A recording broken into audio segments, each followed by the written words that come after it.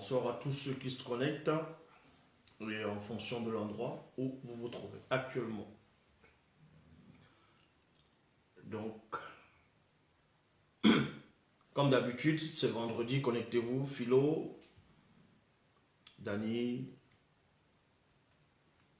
Geneviève, Astrid, Nilza, Annie, Bodo, Fred, Victoire, Moutou, Eva Rachel, Suzanne, Geneviève, Ruth, connectez-vous, Imani. Donc, on va pas tarder à commencer le direct. On attend un tout petit peu seulement, qu'il y ait un peu plus de personnes qui se connectent. Roland, Dani, Catherine, Bita, Emmanuel, Patrick, Samuel. Oui, je vois que vous vous connectez. Vous êtes là, ils se connectent, c'est bien. Il y aura la nourriture solide en fonction de... Ah, Clotilde.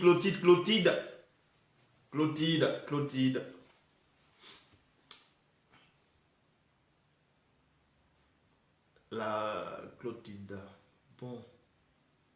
Daniel, Camilla, Virginie. Sonja.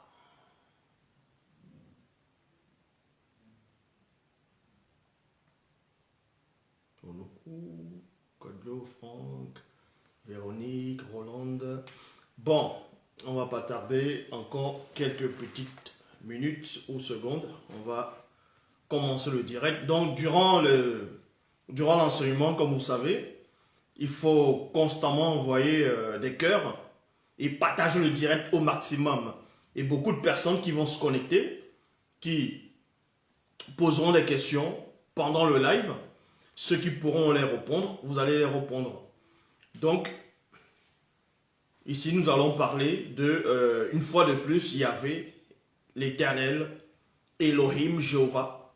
J'avais déjà fait plusieurs enseignements sur ce personnage, sur ce soi-disant Dieu.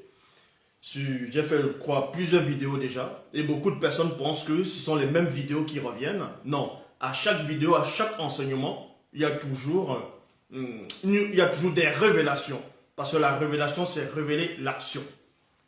Donc ici, nous allons commencer. Donc à tous ceux qui viennent de se connecter, un peu partout, que ce soit l'Afrique, l'Europe, l'Asie, l'Amérique, soyez unis et envoyez des cœurs, ne soyez pas troublés. Et tous les versets que je vais envoyer, vous allez vérifier. Parce que même dans les Bibles classiques, il est dit dans Jean 3, 11, nous disons ce que nous savons et l'on rend témoignage de ce qu'on a vu. Donc ici, nous allons commencer par rapport à Yahvé. Elohim, Jéhovah l'Éternel. Et beaucoup de personnes dans le monde, de toute forme de croyance, savent, se disent que Jéhovah, donc Yahvé Elohim, certains disent qu'il est le Dieu unique, que dans toutes les religions, c'est la même personne, c'est le même Dieu, c'est la même divinité qui opère, qui est dans plusieurs religions, mais connu sous différents noms. Ici, nous allons donc voir si, premièrement, ce Yahvé, on va vous démontrer par rapport à ce Jéhovah, à ce Yahvé, par rapport aux 5 phrases. 5 phases. Nous allons prendre 5 phases. Donc, 5 phases pour démontrer qui est ce Yahvé. Une fois de plus, donc, montrer les côtés de ce soi-disant Yahvé, Jéhovah l'Éternel, que les chrétiens, que beaucoup de formes de spiritualité, de gens adorent. Vous voyez, même ceux qui se disent africains, même ceux qui sont en Afrique, un peu partout, même dans les îles, qui auront les traditions par rapport au culte des ancêtres, mais ils vont néanmoins invoquer ce faux Dieu-là, ils vont néanmoins invoquer ce Yahvé, cet Adonai, cet Elohim, ce Jéhovah, cet Éternel-là. Donc ici, la première phase consiste à quoi? La première phase, on va vous montrer premièrement que Yahvé, donc Jéhovah, Dieu, le Dieu de la Bible classique, vous comprenez que le Dieu de la Bible est le même Dieu dans toutes les religions actuelles, mais sous différents noms. Donc, le Dieu de la Bible ici, donc, qui est Yahvé Adonai, Jéhovah l'Éternel, La première phase, on va vous montrer qu'il n'est pas le Dieu unique. Il n'est pas l'unique Dieu. Il n'est pas l'unique Dieu. Parce qu'on a tout tendance à dire qu'il est une seule personne qui remplit trois fonctions en tant que le Père, le Fils et le Saint-Esprit. Mais quand on dit le Père, le Fils et le Saint-Esprit, les gens ont juste la méconnaissance de la vérité. Parce que quand on dit le Père, le Fils et le Saint-Esprit, on parle de 4 personnes et non 3 personnes. Ils vont dire la Trinité. Mais quand on dit le Père, le Fils, le Saint et l'Esprit, oui, parce qu'il y a le Saint, mais qui essaie de faire croire que le Saint est directement s'efface dans l'Esprit. Mais quand il représente la croix, c'est pas trois branches. On voit 1, 2, 3, 4. Parce qu'il y a, on voit 4 branches. Vous voyez, 4 bouts. Dans le Père, le Fils, le Saint et l'Esprit. Mais bon, ici nous allons commencer la phase 1. Yahvé n'est pas le Dieu unique. Pourquoi? On va prendre les versets des Bibles classiques. Dans Genèse, chapitre 3, au verset 22. Dans Genèse 3, 22, il est dit ceci. Yahvé, Dieu, dit alors, 2 points, voici que l'homme est devenu comme l'un de nous dans la connaissance du bien et du mal. Il y a point ici. Je m'arrête dans le point et on va ouvrir ce point. Donc, remarquez ici que dans ce que eux, ils vont appeler l'Ancien Testament, ils vont appeler l'Ancien Testament, donc la Torah, on vous dit que Yahvé, à un moment donné, a parlé au début de l'ère d'homme. Donc, Yahvé, qui est Adonai Elohim, Jéhovah l'Éternel, s'est exprimé, a parlé, et il dit ceci, voici que l'homme est devenu comme l'un de nous. Mais le nous, c'est qui? Ça veut dire que ce Yahvé parlait, il donnait la révélation ici, en gros, qu'il y avait d'autres personnes, il y avait d'autres formes d'existence, il y avait d'autres entités, d'autres formes de vie qui sont semblables à lui, qui sont identiques à lui. Donc ça vous montre par là que s'il est semblable à d'autres forces, s'il y a plusieurs forces qui sont en gros dans le même panthéon, il ne peut être le Dieu unique. Il ne peut être l'unique Dieu. Vu qu'il est dit ici que voici que l'homme est devenu comme l'un. Quand on dit l'un, ça veut dire qu'il y a plusieurs. De nous. Et le nous là, c'est qui maintenant? Puisque on vous dit ici, dans Genèse 2, 23, non, dans Genèse 3, 22 plutôt, que Yahvé vous apprend, selon les Bibles actuelles classiques, selon, comme je dis, dans ce qu'eux vont nommer la Torah, l'Ancien Testament, que Yahvé a démontré, Yahvé c'est-à-dire a dévoilé qu'il n'est pas l'unique Dieu, mais qu'il y a plusieurs comme lui, qu'il y a plusieurs personnes qui résident avec lui, dans l'un de nous. Nous allons donc voir c'est qui ce nous-là. Ce nous-là, c'est où? Parce qu'il y a des publicistes qui vont essayer de dire que non, quand on dit nous, de même qu'il est dit que, selon les Écritures, que Dieu a fait l'homme à son image. Bon, faisons l'homme à notre image. Et dans Genèse 11, il est dit, descendons. Et quand en gros Dieu est descendu, descendons. Donc ce pluriel-là, le nous-là, c'est une seule personne, mais dans la pluralité. Et ils appellent ça Elohim. Elohim, selon eux, qui veut dire pluriel, parce que Elohim, c'est, quand on écrit Elohim, en français, c'est avec S. Donc Elohim, qui est le pluriel, mais une seule personne. Mais les chrétiens vont dire non, le nous là, c'est une seule personne qui est la Trinité. Mais ça, c'est faux. On va vous montrer ici que le Dieu que l'humanité adore, le Dieu que l'humanité adore, déjà n'est pas l'unique Dieu. Donc, n'est pas l'unique, en gros, n'est pas l'être suprême unique, n'est pas la seule divinité unique, n'est pas le créateur unique, quoiqu'il n'y a pas plusieurs créateurs. Mais j'aimerais néanmoins relire ce passage dans Genèse chapitre 3 au verset 22. Il est dit, Yahvé Dieu dit, alors, 2 points, voici que l'homme est devenu comme l'un de nous. L'un de nous. Dans d'autres versions, c'est l'un d'entre nous.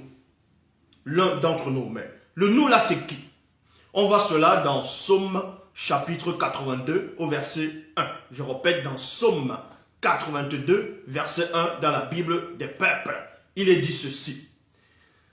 Dieu s'est levé dans l'assemblée divine, il y a virgule, au milieu des dieux, au milieu des dieux, il y a point virgule, au milieu des dieux. Donc dans Psaume 82, verset 1, on vous apprend que Dieu est forcément quelque part, est dans un endroit, et dans cet endroit, il n'est pas unique dans cet endroit. On vous montre par là que au milieu de Dieu, il y a d'autres dieux. Vous voyez, le fait de dire qu'il y a d'autres dieux, ça veut dire qu'il n'est plus unique. Est-ce que vous comprenez? De même qu'on ne peut pas dire, on va prendre ce verre. Vous voyez, on dit l'unique verre, qu'il n'y a qu'un seul verre qui existe. Donc, c'est un verre unique. Et après, quand vous voyez où on dépose le verre, vous voyez plusieurs verres semblables à ce verre n'est plus unique. Donc, premièrement, Psaume 82, verset 1, vous montre que Dieu n'est pas unique. L'unique Dieu n'existe pas. Donc, il n'y a pas le Dieu unique, puisqu'il y a plusieurs dieux. Et en gros, ces dieux-là, c'est quoi? C'est exactement comme dans la mythologie grecque, dans le panthéon grec, en gros, dans ce qu'ils vont appeler l'Olympe. Il y a plusieurs dieux. Dans Asgard, dans les dieux nordiques ou les dieux vikings, il y avait plusieurs dieux. Il y avait plusieurs dieux, ainsi de suite.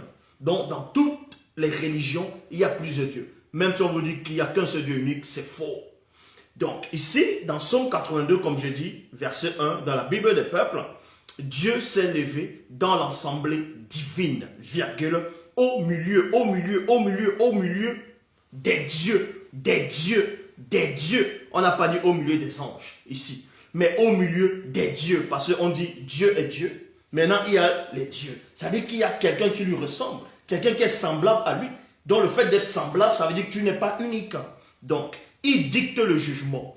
Bible, parole de vie, Dieu est debout, virgule, entouré de ses conseillers.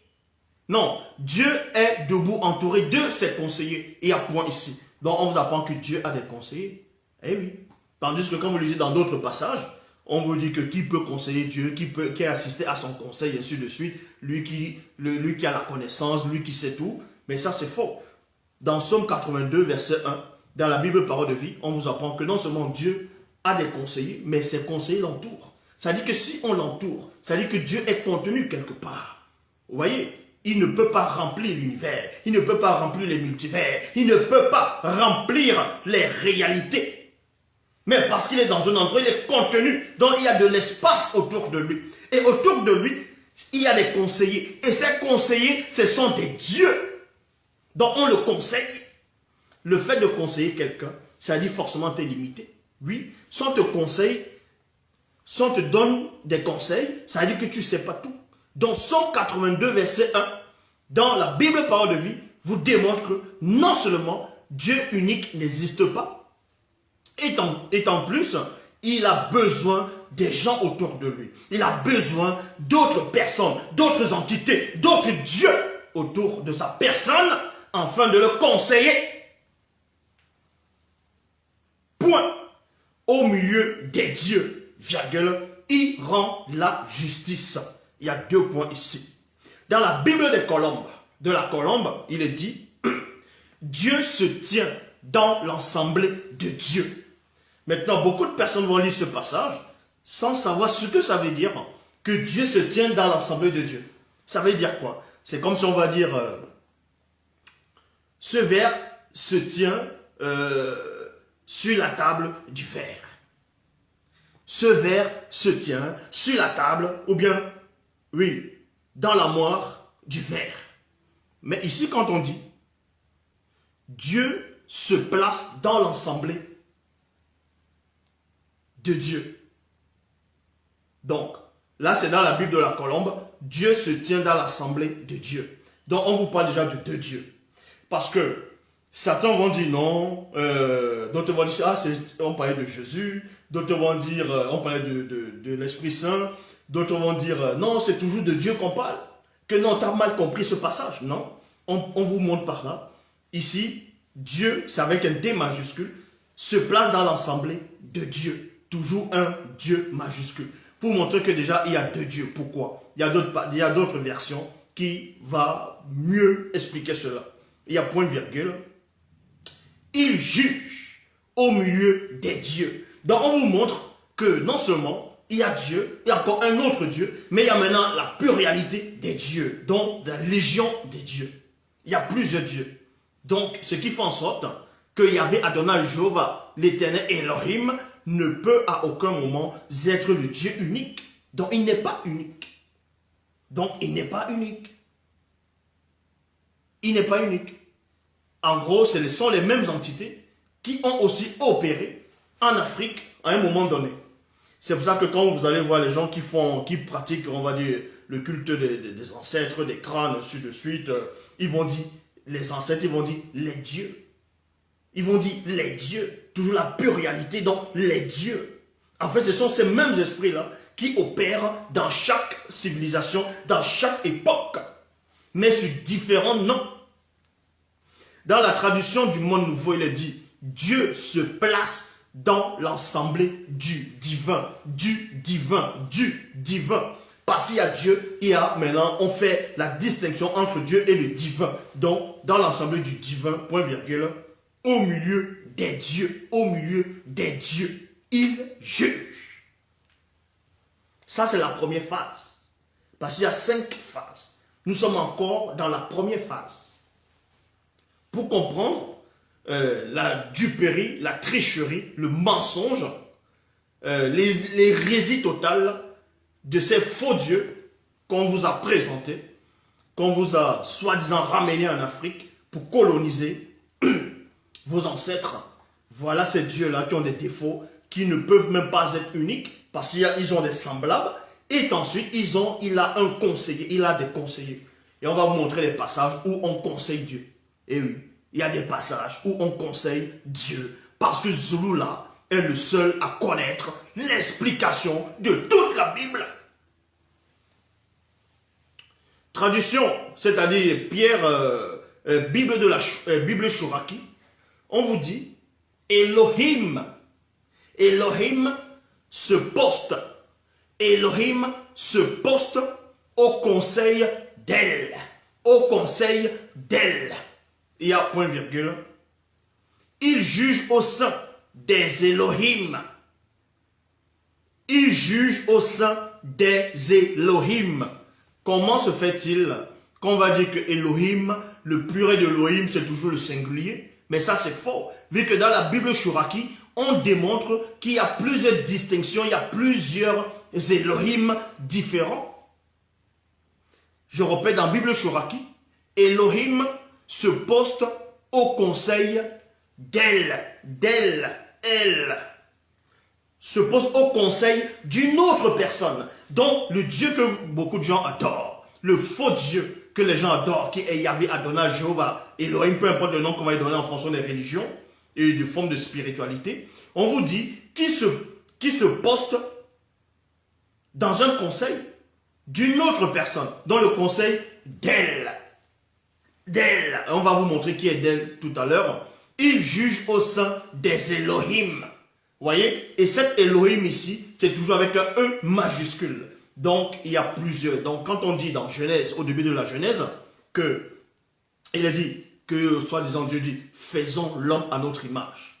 Mais il est question qu'on ne parlait pas d'un unique Dieu. C'était plusieurs entités. C'était plusieurs dieux qui se manifestaient. De même que, on vous dit aussi, dans ce que vous appelez Ancien Testament, dans le livre d'Exode, que Dieu, Yahvé, Adonai, Jéhovah, Elohim, a apparu sur le mont Sinaï. Il s'est adressé à Moïse face à face. Mais plus tard, dans ce qu'on va appeler le Nouveau Testament, c'est Paul, dans le livre des Actes des Apôtres, qui donne la révélation en disant en gros que le Dieu que Moïse est en train de parler sur la montagne, en fait c'était des anges. C'était des divinités, c'était des dieux. Moïse s'entretenait avec des dieux. Vous voyez? Ils essaient de camoufler cela. Parce qu'il n'y a pas, la notion de Dieu unique n'existe pas. Parce que c'est des faux trucs. Parce que Dieu, le mot Dieu, ça veut dire divinité, ça veut dire l'être supérieur. Donc un être, c'est quoi? C'est une créature, c'est quelque chose qui peut s'asseoir, qui peut dormir, qui peut mourir. Et on va le montrer ici. Donc, Bible Shoraki, Elohim se poste au conseil d'elle. Point virgule, il juge au sein des Elohim. Il y a point. Traduction Abbé Crampon.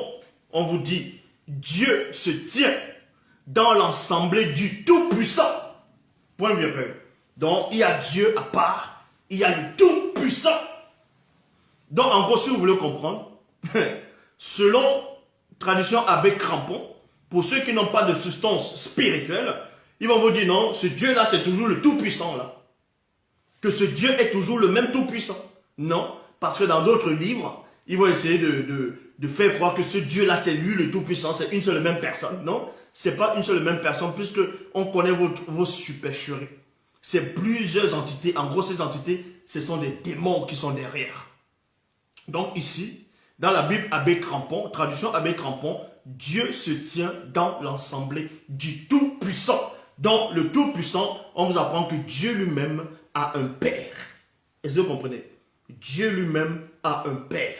C'est pour ça qu'il y a même une doctrine, la doctrine des Mormons. Il y a une des doctrines comme ça, là. Oui, une doctrine des Mormons, une vieille doctrine. Si vous demandez maintenant aux Mormons qui viennent d'arriver, ils ne connaissent pas cette doctrine-là. Cette doctrine-là veut que Dieu, le soi-disant créateur, Yahvé Adonai, Elohim, Jéhovah l'Éternel, soit auparavant un homme. Et c'est un homme qui vivait dans le péché, ainsi de suite. Et cet homme-là, on l'a initié. C'est Dieu, un autre Dieu qui l'a initié. Et ensuite, il est devenu Dieu. Et c'est lui dont on dit maintenant, il a créé le monde. C'est lui. Donc, vous comprenez par là que Dieu de la Bible a un père. Son père, c'est elle. Parce que quand vous... elle, ici, est considérée comme le père des dieux. Qui n'est pas Yahvé, qui n'est pas Jéhovah, qui n'est pas Elohim, qui n'est pas l'Éternel. C'est pour ça qu'on vous dit ici, dans la traduction Abbé Crampon, Dieu se tient dans l'assemblée du Tout-Puissant. Parce que le Tout-Puissant est plus puissant que Dieu. Le Tout-Puissant ici est plus puissant que Yahvé, Adonai, Elohim, Jéhovah, l'Éternel, tous les noms que vous allez donner. Parce que lui-même, il a un père. Est-ce que vous comprenez? Ce Dieu lui-même a un père. En gros, si vous voulez comprendre dans le mystère même de la démonologie, ça ne veut pas dire que c'est un démon qui a couché l'autre démon pour qu'il soit son fils. En gros, c'est par rapport au droit d'aînesse. Au milieu des dieux, il rend son arrêt. Donc, le Dieu maintenant qui va se présenter comme le Créateur, qui va se présenter comme Yahvé, qui va se présenter comme celui qui commet des erreurs constamment, qui se contredit, qui ment, qui dort. Ça, on va montrer tous ces versets ici. Là. Ce Dieu qui s'est présenté comme, on va dire, comme ce que je viens de dire, le Dieu unique, tout ça là, en fait, c'est le fils d'elle, qui a hérité, donc c'est lui qu'on met devant, et il se fait passer pour votre Dieu. De même que maintenant, on va inventer un personnage connu sous le nom de Jésus-Christ, Jésus de Nazareth. En fait, c'est un démon qui est derrière, qui va venir de la part d'un autre démon supérieur. En gros, dans un démon, c'est-à-dire de rang dans les hautes sphères, les démons religieux. C'est en cela où ce démon va venir, il va se dire, il va inspirer les gens, il va prendre ce qu'on va dire Jésus-Christ, Jésus de Nazareth, pour dire aussi que lui-même, il a un père. Vous voyez? Et en gros, ils sont une seule et même personne. C'est le même principe que dans les Bibles classiques, quand le soi-disant Jésus chasse le démon, il demande d'abord quel est ton nom. Le démon dit, je m'appelle Légion. Il n'a pas dit, nous nous appelons Légion. Il n'a pas dit nous, il a dit je. Mais derrière je, il dit, nous sommes nombreux. C'est-à-dire qu'ils sont une multitude qui se font passer pour une seule personne dans le but de tromper les gens, de séduire les gens, de brouiller l'esprit des gens. Vous voyez, c'est ça qu'on appelle une sorte de cheval de Troie. Un cheval de Troie. Vous voyez, vous êtes sur votre PC, il y a une publicité qui vient, derrière la pub, plein de pages de saut. C'est comme ça que ça se passe. Donc, Bible Chouraki, bon, Bible traduction Abbé Crampon, Dieu se tient dans l'assemblée du Tout-Puissant. Dieu se tient dans. Dieu se tient. Vous n'avez pas besoin de sortir d'Harvard, d'aller à Saint-Cyr, ou bien d'Harvard, c'est pas plus 20, pour comprendre quand même les rudiments. Quand on vous dit que Dieu se tient dans. Dieu se tient dans le fait de dire qu'il se tient dans quelque chose, ça vous montre par là que déjà ce Dieu est contenu. Or, Loba, qui vit inexplicablement hors de toute réalité, rien ne le contient. Il est hors de sa création. Est-ce que vous comprenez? Il est hors de l'existence, hors de la non-existence. Il est hors de ce que vous ne pouvez pas imaginer ou concevoir. Or, tandis que le Dieu de la Bible est contenu quelque part. Donc, le fait d'être contenu, c'est-à-dire qu'il y a l'espace qui le domine. Dieu se tient dans l'assemblée du Tout-Puissant au milieu des dieux. Il rend son arrêt. Maintenant, on va dévoiler qui sont ces autres dieux et qui sont les conseillers de Dieu. Parce que j'ai lu, où je vais vous montrer que Dieu a des conseillers. C'est dans Bible, Parole de vie, dans Psaume 81, dans Psaume 82, verset 1, il est dit, Dieu est debout entouré de ses conseillers. Donc, on va voir ici qui sont ces conseillers. Les conseillers de Dieu, qui sont en même temps les autres dieux, on trouve ça dans 1 Roi, chapitre 22, au verset 19. 1 Roi 22, 19. Dans la Bible du Semeur, il est dit, mais Michée continua. Michée, c'était qui? C'était selon les Bibles actuelles classiques, c'était un puissant Mutopeda Mundi, donc un puissant prophète. Et ce Michée ici, il dit que lui, donc Michée continua. 2 points. Eh bien, 8 points. Écoute ce que dit l'Éternel. Écoute ce que dit l'Éternel. L'Éternel, c'est Yahvé, c'est Adonai, c'est Elohim, c'est l'Éternel. Donc, Michée ici a pu voir Dieu, a pu voir Jéhovah. Elohim, l'Éternel, Yahvé, a vu ce Dieu-là, le Dieu d'Israël, que les Noirs vont tout le temps dire Dieu d'Israël, alors que là-bas ils sont racistes. Là-bas, ils n'invoquent pas les faux dieux. Ils sont là, ils se protègent avec les bombes, mais vous, là, vous vous protégez. Vous voulez que le Dieu des Mongols vienne vous protéger. Un faux Dieu. Mais bon, dans 1 Roi chapitre 22, verset 19, dans Bible du Semeur, il est dit, mais Michée continua, 2 points, eh bien, virgule, 8. Écoute ce que dit l'Éternel. J'ai vu l'Éternel, siégeant sur son trône. Il y a virgule. Donc on vous dit ici qu'un homme fait de chair, de sang, d'os, a pu apercevoir le Dieu d'Israël, a vu Yahvé, a vu Adonai, a vu Jéhovah, a vu Elohim, assis sur son trône. Il était assis sur son trône, tandis que toute l'armée des êtres célestes se tenait près de lui, à sa gauche et à sa droite. Il y a point. Ces êtres célestes, c'est qui? Ce sont des dieux. Ce sont des dieux. Et ce sont ses conseillers. On ne peut conseiller quelqu'un que quand il n'a pas la science, quand il n'a pas tout savoir. Quand il ne sait pas tout, c'est là où tu as un conseiller. Donc, dans 1 Roi 22, 19, on vous apprend que l'Éternel, dont Yahvé, est assis sur un trône. Tandis que toute l'armée des êtres célestes se tenait près de lui, à sa droite et à sa gauche.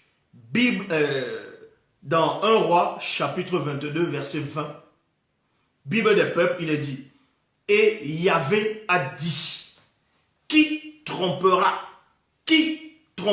le roi d'Israël pour qu'il parte en campagne et se fasse tuer à Ramoth de Galade, virgule. Donc, on vous montre que Yahvé ici n'a pas d'idée. Yahvé a envie de faire périr un roi sur la terre. Mais il ne sait pas comment le faire périr. Il a envie de lui donner une idée que ce roi-là aille se faire tuer. Mais Yahvé ne sait pas comment faire. Sans cela, maintenant, il va requérir à son conseil, en gros, à ses égaux. Vous voyez? À ses égaux. Ses égaux qui sont toujours les autres dieux. Et maintenant, ces autres dieux vont lui donner, en gros, quand on dit ce sont ses égaux, ça veut dire qu'ils ont la même nature, en gros. Ce sont des dieux. Ce sont des dieux néanmoins. Il pose la question, il dit, qui trompera? Et le mot tromper, c'est quoi? C'est mentir. Mais dans les Bibles actuelles classiques, quand vous lisez, on vous dit, qui aime le mensonge? C'est Satan. C'est là vous comprenez tout. Vous comprenez tout. Donc ici, et on vous dit, l'un répondra d'une façon et l'autre d'une autre. Parce qu'il y avait voulu une solution. Mais il ne connaissait pas la solution. Jéhovah, le Dieu de la Bible, le Dieu d'Israël, ne connaissait pas, ne savait pas comment faire périr un homme. Vous voyez, il ne savait pas comment séduire un homme pour le faire périr. Donc en cela, il avait besoin du conseil de ses semblables, des autres dieux qui étaient autour de lui. Donc il dit, comment on va faire? Qui c'est qui va faire? Qui c'est qui va séduire ce roi? Qui va le tromper? Donc qui va le mentir? Déjà c'est un esprit de mensonge. Il approuve le mensonge parce que Satan, ce sont les serviteurs de Satan qui s'expriment. Il approuve ici le mensonge. C'est Satan lui-même. Donc, Bible de Jérusalem, on vous dit, Yahvé demanda, qui trompera Akab pour qu'il marche contre Ramoth de Galad et qui succombe? Point d'interrogation. Ils répondirent, celui-ci d'une manière et l'autre d'une autre. Et l'autre d'une autre. Ça, c'était la phase 1. Maintenant, nous passerons dans la phase 2. La phase 2 consiste à quoi? Yahvé ne sait pas tout. Jéhovah ne sait pas tout. Dieu ne sait pas tout. Oui, ça va vous choquer. Ce mot-là, ils vont dire, oh, Zoula est devenu fou. Oui, quand je dis Dieu, je ne parle pas de Loba. Loba est au-dessus de tout ça. Dieu, ça veut dire Dios, ça veut dire Zeus. Dans la phase 2, Yahvé ne sait pas tout. Parce qu'il a des conseillers. Il oublie même. Il a besoin de voir pour croire. Donc, on vous dit ici dans 1 Roi, chapitre 22, verset 21, il est dit, finalement, un esprit est sorti. Un esprit est sorti, s'est tenu devant Jéhovah et a dit, 2 points. Donc, on vous dit ici, là, quand il y avait Jéhovah l'éternel, Dieu, il parle, il pose la question, qui va laisser lui cet homme, qui va tromper cet homme sur terre? Chaque entité, dans chaque dieu, parce que les anges sont considérés comme des dieux. Les anges, ce sont des dieux. Donc, les dieux, chacun va donner une idée, chacun va donner une idée. Mais ça ne correspond pas à l'idée, à ce que Jéhovah veut entendre. Maintenant, il y a un autre esprit qui vient. On va vous dévoiler quel esprit là, selon l'enseignement d'aujourd'hui. Donc, il y a un autre esprit maintenant qui vient, dont un autre Dieu, qui vient se placer devant Dieu, devant l'Éternel ici. On vous dit finalement, un esprit est sorti et s'est tenu devant Jéhovah et a dit, moi je le duperai. Il y a point. Moi je le duperai. Moi c'est qui? C'est cet esprit-là. C'est un autre Dieu qui vient devant Dieu pour lui dire que lui, il va aller tromper, il va aller mentir. Alors qu'on vous dit que Dieu n'aime pas le mensonge, que Dieu a horreur du mensonge. Mais c'est quel Dieu qui a horreur du mensonge alors qu'en secret, il planifie de mentir, d'aller tromper quelqu'un, d'user de la tromperie. Donc, moi, je le duperai. Et Jéhovah lui a dit, 2 points, par quel moyen? Il y a point d'interrogation. Maintenant, on dit ici, par quel moyen? Jéhovah dit, par quel moyen? Il y avait Adonai, Elohim, Dieu d'Israël, dit, par quel moyen? Parce qu'il n'arrivait pas à lire dans la pensée de ce Dieu qui était en face de lui, qui lui disait, lui, il va les séduire. Parce qu'il ne pouvait pas pénétrer ses pensées. Parce que ce n'est pas lui qui a créé ce Dieu qui est en face de lui. Est-ce que vous comprenez? Je répète encore. Ce Yahvé-là, quand tu demandes à cet esprit-là, à l'autre Dieu, à l'autre Elohim, que comment tu vas faire? Ça dit qu'il n'arrivait pas à pénétrer ses pensées. Il n'arrivait pas à lire les pensées de ce Dieu qui est en face de lui pour vous montrer que ce n'était pas sa créature. Ce n'est pas lui qui a créé ce Dieu-là. Ils sont semblables. Mais sauf que le Dieu qui est assis néanmoins sur le trône est quand même plus puissant que l'autre Dieu qui est en face de lui par rapport à l'ordre d'arrivée. Mais ce sont des égaux néanmoins parce que ce sont des esprits faits de la même matière, faits de la même substance, faits de la même nature. Donc, moi je le duperai et Jéhovah lui a dit, par quel moyen? Point d'interrogation. Par quel moyen? Traduction œcuménique de la Bible. Alors un esprit s'est avancé et s'est présenté devant le Seigneur et a dit, deux points, c'est moi qui le séduirai. Point. Et le Seigneur lui a dit, de quelle manière? De quelle manière? Parce que les autres ne savaient pas. Comment? Ils n'arrivaient pas à satisfaire. C'était ses conseillers. Les conseillers étaient là. C'était le conseil. Et on vous dit qu'un homme, un prophète avait vu cela. Il a pénétré la vision. Il a percé la vision. De quelle manière? Bible en français courant. Alors, l'esprit avec un E majuscule qui inspire les prophètes s'est avancé devant le Seigneur et a dit deux points. On vous dit ici que l'esprit qui inspire les prophètes est venu devant l'Éternel, est venu devant Yahvé, est venu devant Jéhovah, Elohim, devant le Dieu d'Israël, et a dit que lui, il va les séduire. Mais l'esprit qui inspire les prophètes, c'est qui? Dans les Bibles actuelles classiques, quel est l'esprit qui inspire les prophètes? Bon, qui inspire alors ces prophètes? C'est là que vous comprenez que tous les prophètes qu'on vous a présentés, avec ces noms bizarres, on a changé les noms, les lieux de naissance, tous ces prophètes que les Occidentaux vous ont ramenés, tous ces prophètes que les religions dites révélées vous ont ramenés en Afrique, ce sont des faux prophètes. Tout simplement, ce sont des prophètes d'égarement, des mensonges. Parce que derrière, on vous dévoile le système de Satan, le Mundima Bobé, le mauvais esprit. Que c'est l'esprit qui inspire tous ces prophètes-là. Depuis que le monde est monde, dans chaque civilisation, génération, époque, qui se porte garant d'aller mentir, de mettre du mensonge dans la bouche de ces prophètes. C'est pour ça que vous n'allez voir aucune religion qui est conforme à la manifestation de la volonté de l'Oba. Parce que tout ça, c'est que des mensonges. Bible en français courant, alors l'esprit avec un E majuscule qui inspire les prophètes s'est avancé devant le Seigneur et a dit, moi, j'irai lui en donner l'idée. Comment? A demandé le Seigneur. Parce que l'esprit qui inspire les prophètes,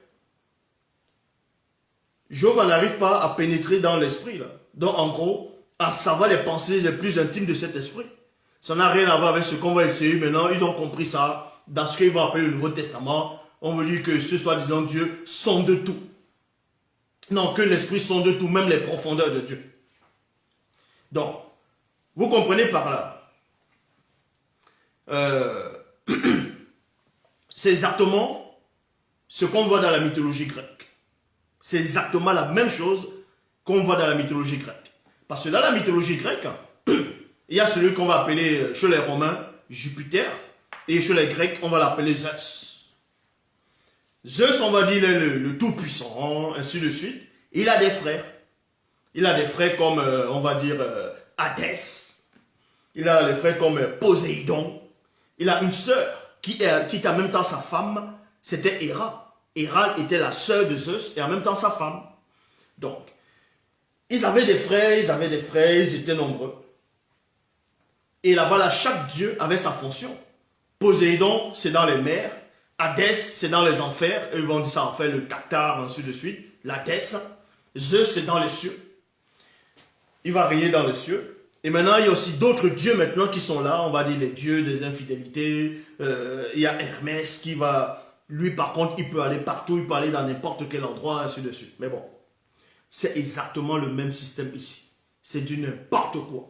Les Bibles actuelles classiques, toutes les religions, tous les livres soi-disant de toutes les religions, ce sont des bouquins inventés. Ils ont pris les récits du peuple noir, ils ont trafiqué, ils ont changé les noms des lieux de naissance, ils ont rempli du mensonge, des contradictions. Parce que le mundi de Tété qui vit, qui est hors de l'existence, de la non-existence, n'a pas permis qu'il puisse connaître le mécanisme vibratoire de la haute connaissance. Donc ici, Bible en français courant. Alors l'esprit qui inspire les prophètes s'est avancé devant le Seigneur et a dit, moi j'irai lui en donner l'idée. Comment a demandé le Seigneur. Et maintenant on va vous révéler aussi qui est cet esprit-là, qui se place constamment, cet esprit-là qui est devant le Seigneur. L'esprit qui se tient devant le Seigneur, c'est qui? C'est dans Luc chapitre 1, verset 19. Bible Chouraki. Le messager lui répond et lui dit à qui? À Zacharie. Donc, Zacharie, qui était un prêtre, le mari d'Élisabeth, était en train c'était son tour du sacrifice dans le temple. Et à un moment donné, pendant qu'il est dans ces cérémonies, ces rituels, il y a un ange qui apparaît. Il y a une entité, un Dieu qui apparaît à côté de lui. Et lui dit, le messager, lui répondit, vous voyez, le messager. Le messager. Pourquoi on dit le messager? Parce que c'est le même messager aussi qui inspire les prophètes, qui s'est adressé à Jéhovah en disant que lui, il va descendre sur terre, inspirer le mensonge dans la bouche de ses prophètes donc en tant que messager. Et le même messager va revenir dans des époques différentes selon les écrits à eux. Dans Luc 1, 19, Bible Chouraki, le messager lui répond et lui dit, 2 points, moi Gabriel, virgule, debout en face d'Elohim. J'ai été envoyé pour te parler, pour te l'annoncer. Il y a point. Donc, Gabriel, il dit ici, il se tient devant Dieu. Mais vous avez bien vu dans ce qu'ils appellent l'Ancien Testament, dans le livre des rois, qu'il y avait un esprit qui est devant Dieu. C'était lui là. Maintenant, le Gabriel que vous connaissez, on va dire l'ange Gabriel, ainsi de suite, apparu à Marie, apparu à Zacharie, a même apparu à Daniel, dans le livre de Daniel, oui. Dans le livre de Daniel, Gabriel apparaît. Et même on dit l'homme Gabriel, il a volé d'un vol rapide. Donc ce Gabriel-là, c'est qui? Puisque soi-disant, on vous dit que Gabriel a annoncé à Marie qu'elle va accoucher un fils, on va lui donner le nom de Jésus. Vous voyez que ça c'est du mensonge, puisque Jésus n'existe pas. Donc c'est un message, c'est Hermès ici. C'est Hermès. Est-ce que vous comprenez? Ici, là, on parlait d'Hermès. Ça, c'est les babioles de la mythologie grecque que vous êtes en train de lire. Et on dit la Bible. Il y a des Mongols qui disent oh, Pierre était le premier, l'apôtre Pierre était le premier pape, que c'est à lui seul qu'on a remis les clés, que c'est lui seul qui était le chef de l'église, à qui Jésus a confié l'autorité, n'importe quoi. Il était lui seul où? Tout simplement parce qu'on vous dit que Pierre, quand le soi-disant Jésus disait qui dites-vous que je suis, ainsi de suite, Pierre lui a répondu, il a dit, tu es le Christ, le Fils du Dieu vivant. Et on vous dit que Jésus a répondu à Pierre, il a dit, tu es béni, Simon, fils de Jonas, ce n'est ni la chair ni le sang qui t'a révélé cela, mais mon Père qui est dans les cieux. Vous voyez, dans, parce que son Père est contenu, son Père est assis sur le trône avec des conseillers pour, vous voyez, toutes les guerres qui sont dans le monde, tout le mensonge qui est dans le monde, la pollution qui est dans le monde, c'est eux qui causent ça. C'est eux qui causent ça. Ils sont dans les conseils là-bas. Là. Ils sont dans les conseils pour voir comment ils vont troubler les humains sur la terre. Donc, ils vont causer les crises économiques, ils vont envoyer des terroristes, ils vont faire des dégâts sur terre. C'est eux dont le frère Essombé avait dénoncé. Donc, ces forces qui sont dans l'air, qui agissent dans l'air, c'est eux là. Donc, et beaucoup de gens donnent leur énergie à ces entités-là, à ces forces-là, à ces dieux-là, à ces démons-là. Et quand on vous dit que Loba est l'unique créateur, vous dites c'est écrit où, Loba ça veut dire le ciel, Loba ça veut dire ceci, cela, n'importe quoi. Donc, Ici, vous comprenez que ce Gabriel est venu annoncer un mensonge. Parce que Jésus-Christ, Jésus de Nazareth n'existe pas. Il n'existe pas. C'est même la raison pour laquelle même les faux juifs là ne l'adorent pas, n'acceptent pas ce Jésus-là. Parce qu'ils connaissent les histoires aussi inventées. C'est pour ça qu'ils n'acceptent pas un autre personnage encore inventé. Vu que le prophète le plus puissant qui a existé, selon les faux juifs, c'est Moïse. Puisque dans la Torah, on dit quoi? Qu'il n'en a plus paru en Israël, dans le livre de Deutéronome, il n'en a plus paru en Israël de prophète semblable à Moïse, que personne lui a été comparable, qu'il soit en puissance, en miracle, selon les livres classiques. Donc il n'en a plus paru. Ça ne veut pas dire que c'était à son époque, c'est tous les temps. Et on vient usurper encore un autre personnage, on dit c'est Jésus. On essaie de présenter un Jésus blond, les cheveux bien lisses, tout ça là. Il ne ressemble même pas à un faux juif. On dit que c'est un faux juif, mais vous voyez même que ça ne tient pas. Pas autant des nazis, autant d'Hitler. Hitler, on veut dire qu'il détestait les juifs.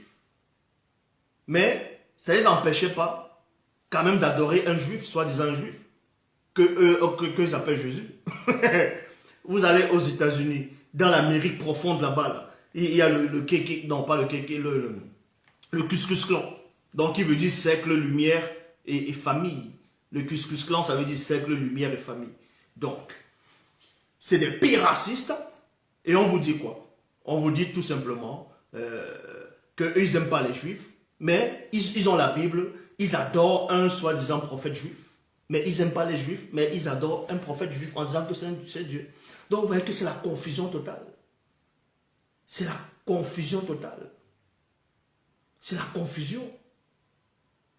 De même que vous voyez que les gens comme ceux qu'on les Mongols, qu'on appelle les Donald Trump. Il vous dit quoi? Il dit que l'Amérique doit rester aux Américains. Il dit l'Amérique doit rester aux Américains, que rentrez chez vous. Il dit aux Haïtiens rentrez chez vous. Il renvoie les gens, il bloque les visas des gens. Alors que lui-même, Donald Trump c'est qui? C'est lui-même, c'est un immigré. Eh oui, vous ne savez pas. Vous ne connaissez pas l'histoire de Donald Trump? La maman de Donald Trump était une Écossaise. Et le père de Donald Trump, c'était un Allemand. Si vous ne savez pas, vérifiez. C'était un Allemand. Le père de Donald Trump, c'était un Allemand qui a émigré aux États-Unis. Donc, en fait, le monde est rempli que de confusion. Donc voilà ce Gabriel qui vient soi-disant annoncer à Marie, qui est la mère de Dieu,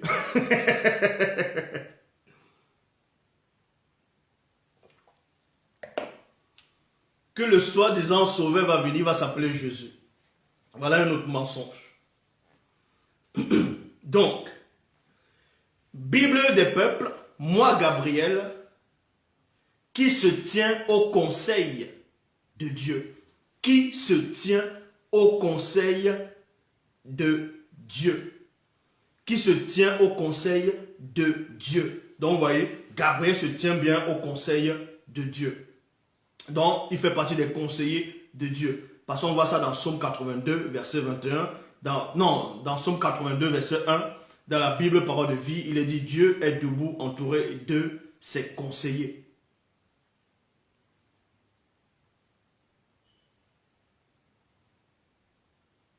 De ses conseillers. Donc vous comprenez par là, Yahvé ne sait pas tout. Yahvé, il ne sait pas tout. Donc, après avoir passé l'étape de Gabriel maintenant, pour vous montrer qui est ce Gabriel, parce que c'est même pour ça que même certains Américains, certains réalisateurs de films hollywoodiens ont compris quand même quelque chose. Et oui, ils ont quand même compris quelque chose. Ils ont compris quoi? À chaque fois qu'on essaie ils essaient de faire les films sur... les films de... On va dire... pas de science-fiction, fantastique, ainsi de suite. Où on parle de Gabriel, que ce soit dans Constantin. Ils vont parler de Gabriel. Gabriel, c'est une femme qui vient, elle est déchue après. Parce qu'elle voulait exterminer, elle voulait que Satan vienne régner sur terre. Donc, il y a maintenant aussi un autre film, le film Gabriel. En fait, presque dans tous les films où on parle des anges, qu'on parle de Gabriel, Gabriel a toujours un mauvais rôle dans ce film-là. Parce que ils sont en train de dénoncer ce faux Gabriel. Maintenant, ils ont pris l'histoire, le personnage de la vraie entité connue sous le nom de Benin Goudi. Vous voyez? Benin Goudi. Ils ont dit que c'était Gabriel. Vous voyez? Benin Goudi. Le vrai nom, c'est Benin Goudi. Et Benin Goudi n'est jamais venu voir Marie et Youmé en lui disant que tu vas avoir un fils qui va s'appeler Jésus. Donc, on repart dans 1 Roi 22, 22. Dans 1 Roi 22, 22, Bible en français courant, il est dit, « J'irai, a-t-il dit, et je ferai prononcer des mensonges par tous les prophètes du roi. Le Seigneur lui a répondu 2 points. » Donc, il y avait ici demande à savoir qui parmi ses conseillers va descendre ou bien va inspirer à ce roi-là comment on va le séduire. Vous allez comprendre quelque chose.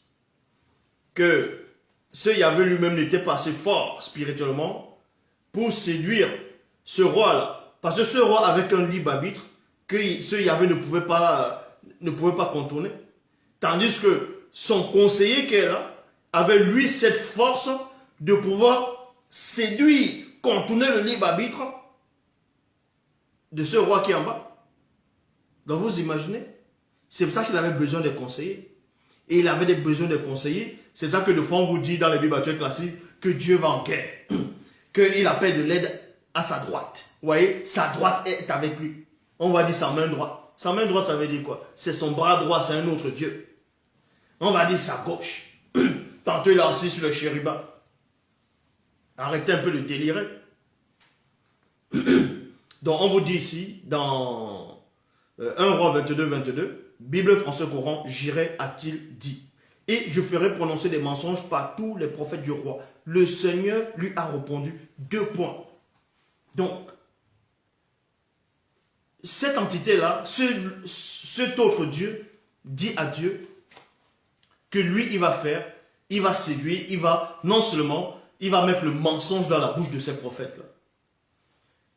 Mais, logiquement, Dieu aurait pu dire, s'il était le créateur, et qu'il aurait du mensonge, selon ce qu'on essaie de dire dans le livre de Proverbes, s'il n'approuvait pas le mensonge, il allait dire à cet esprit-là, non.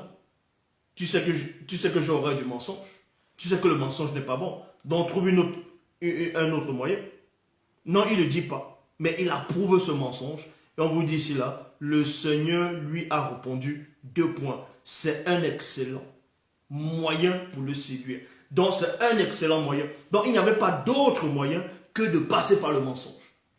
Vous voyez? Voilà ce qu'on vous montre. Il n'y avait pas d'autre moyen.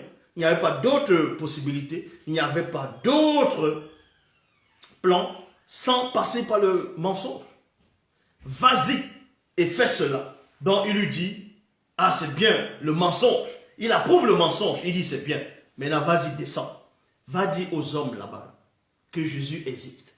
Va dire à ces hommes-là que l'enfer existe. Va dire à ces hommes-là de s'entretuer. Va dire à ces hommes-là de prôner le mariage pour tous. Voilà ce Dieu. Vous voyez? Et pourtant, dans les propres Bibles, c'est écrit dans Lévitique, un homme ne doit pas coucher avec un homme, c'est une abomination, sinon on va les lapider, ainsi de suite. Dans le livre de Romains chapitre 1, on va dire aussi c'est interdit. Maintenant, il passe par d'autres esprits pour tolérer, pour la tolérance, que non, il faut accepter, parce que ce sont des esprits de confusion. Ce sont des esprits de confusion. Donc, Yahvé approuve le mensonge ici. Il dit c'est un excellent moyen pour le tromper. Maintenant, ceux qui se disent chrétiens, vous allez envoyer le lien, ils vont regarder, ils vont douiller, ils sont là, ils vont toujours rester bloqués. Parce que eux-mêmes, ils sont possédés. Intellectuellement, mentalement, spirituellement, ils sont déjà liés. Les forces occultes les lient déjà. C'est pour ça qu'ils acceptent le mensonge. Bible, parole de vie. L'esprit des prophètes a répondu. L'esprit des prophètes, vous voyez? L'esprit des prophètes, mais ce n'est pas dans les Bibles classiques qu'on dit que c'est les prophètes qui ont prophétisé sur la naissance, la venue de Jésus. Et on vous dit maintenant ici, dans le livre de Rois, que c'est l'esprit des prophètes qui inspire les prophètes dans l'Ancien Testament. Parce qu'ils appellent l'Ancien Testament. D'ailleurs, ils inspirent quoi? Du mensonge. L'esprit des prophètes a répondu. Je soufflerai des mensonges dans la bouche de tous les prophètes du roi. Point. Le Seigneur lui a dit. C'est un bon moyen pour le persuader. Point.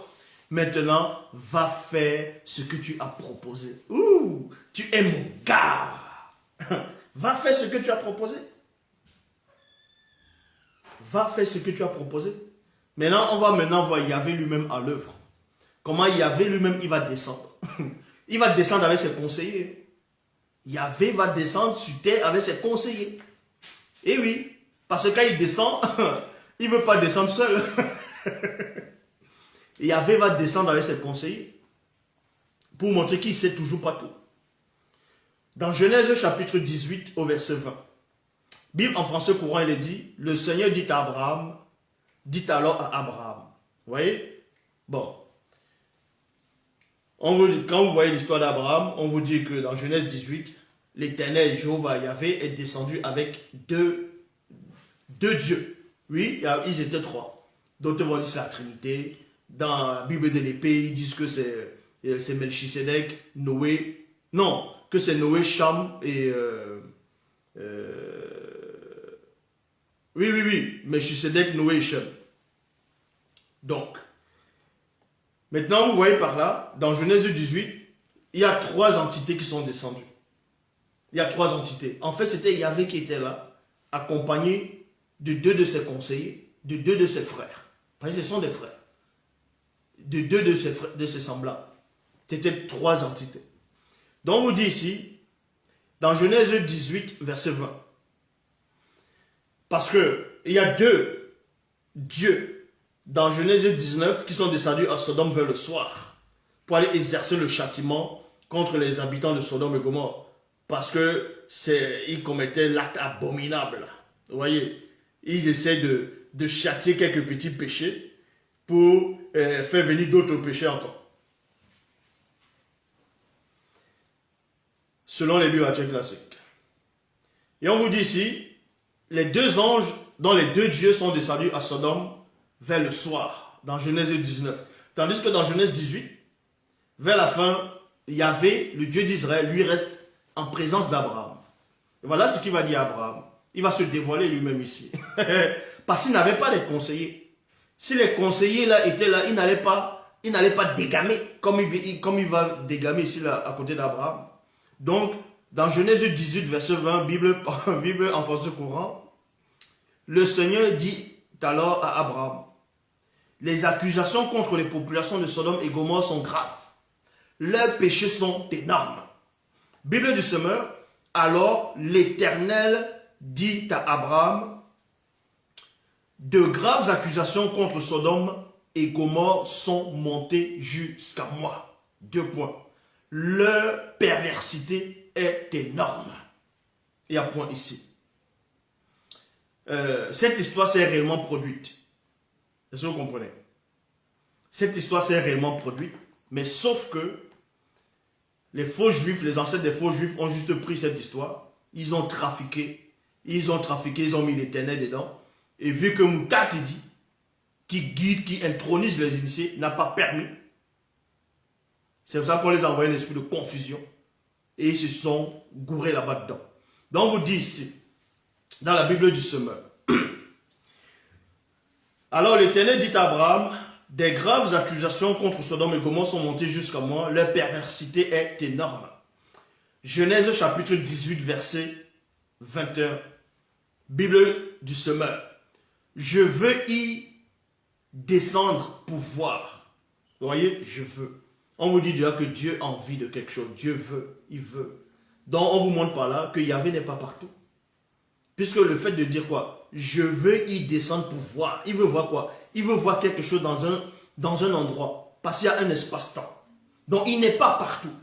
Donc on dit le omniscient, omniportant, ainsi de suite, tout ça c'est du mensonge. Il n'est pas partout. C'est pour ça qu'il descend pour voir. Et en même temps, il n'est pas tellement unique avec les autres entités. Puisque les autres entités, les autres dieux, eux vont descendre, ils sont descendus après. Donc ce qu'eux ils vont voir, Yahvé ne va pas voir ça. Il est obligé de venir, parce qu'ils ne sont pas uniques, unifiés, donc il ne lit pas la pensée des autres. Je vais y descendre pour voir si la conduite est vraiment conforme à ce que j'ai entendu dire. Point. Oh, loba. Et si ce n'est pas le cas, virgule, je, c'est qui? Jéhovah, Yahvé, je le saurai. Il y a point. Je le saurai. La conjugaison, mais vous n'avez pas besoin d'aller à l'école pour savoir que quand on dit je le saurai, c'est une sorte, on va dire c'est un futur. Ce n'est pas un présent. Ce n'est pas je le saurai, ça ne veut pas dire je le sais. Ou bien je le savais. Quand on dit je le saurai, ça veut dire que tu ne sais pas. Pour le moment, il ne sait pas. C'est pour ça qu'il descend pour vérifier l'information. Voici votre Dieu. Voici le Dieu du monde qui descend pour voir une information sur le terrain. C'est pour ça que le monde est comme ça. Donc, je le saurai. Bible, parole de vie. Est-ce qu'ils ont vraiment fait tout ce que j'ai entendu dire? Point d'interrogation. Je vais descendre pour voir cela. Point. Ainsi, virgule, je saurai la vérité. Waouh. Je saurai la vérité. Je saurai la vérité. La vérité, c'est quoi? N'est-il pas dit dans ce que j'appelle le Nouveau Testament que sa parole est la vérité? Comment ça, il saura la vérité? Ça veut dire qu'il n'est pas dans la vérité. Il saura quelque chose par la vérité. Ça veut dire que lui et la vérité ne font pas un. Je saurai la vérité.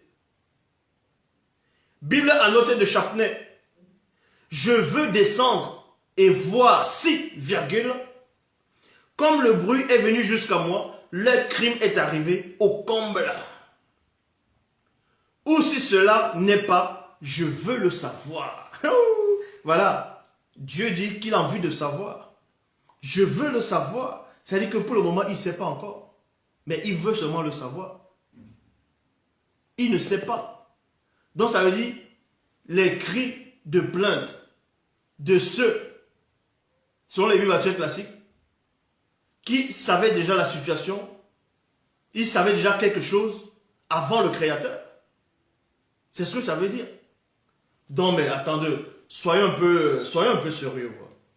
Soyons un peu sérieux. Après, on va venir dire que Zoula séduit les gens. D'autres vont peut-être dire, waouh, lui là, il s'est pas, il est perdu, il va aller en enfer. C'est toi qui vas m'emmener en enfer. Quel enfer? Puisque déjà, vous ne comprenez même pas le mystère de l'enfer. Il y a les gens des détails, ils ne comprennent rien.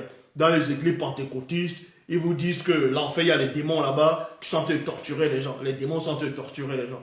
Ah, donc les démons torturent les gens en enfer. C'est-à-dire que les démons, ils sont bien alors. Vu que les démons ne vont pas souffrir. Et le but, c'est de torturer les gens éternellement. C'est un bon boulot, ça, là. Waouh, les démons, ils sont privilégiés. Ils passent le temps à torturer les gens. Un coup, c'est Satan qui va être jeté dans le lac de feu. Dans Apocalypse, chapitre 20, verset 10. Un coup, il faut savoir. Donc, et on vous dit ici que Yahvé saura la vérité. Je saurai la vérité. Maintenant, après, il dit, je veux le savoir. Parce qu'il ne sait pas.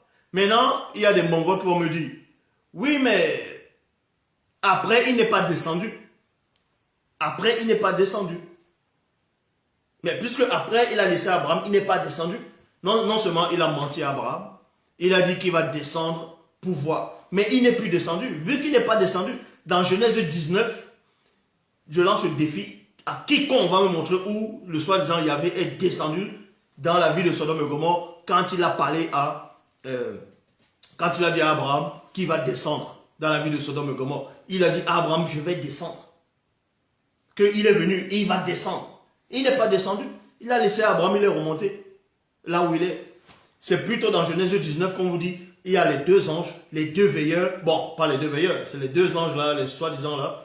Et les deux hommes sont descendus à Sodome vers le soir. En gros, ce sont ces deux hommes-là qui ont invoqué ce Yahvé après, qui lui ont donné l'information. Il dit à Abraham qu'il va descendre, il ne descend pas. Voilà. Maintenant, dans Genèse, chapitre 3, verset 9, Yahvé Dieu appela l'homme et lui dit, où es-tu? Où es-tu? Donc, il appelle l'homme, il dit à l'homme, cet homme-là qu'on va appeler Adam. Il dit, mais Adam, tu es où? Je ne te vois pas. Mais tu es où? Je ne te vois pas. Tu es où? Windewe. Je ne te vois pas. Donc, il ne voit pas partout. Il ne voit pas partout. Il est limité. Yahvé est limité. Il ne voyait pas. Yahvé dit à l'homme, lui dit, où es-tu? C'est après que l'homme répond, j'ai entendu ta voix, je me suis caché derrière les hommes.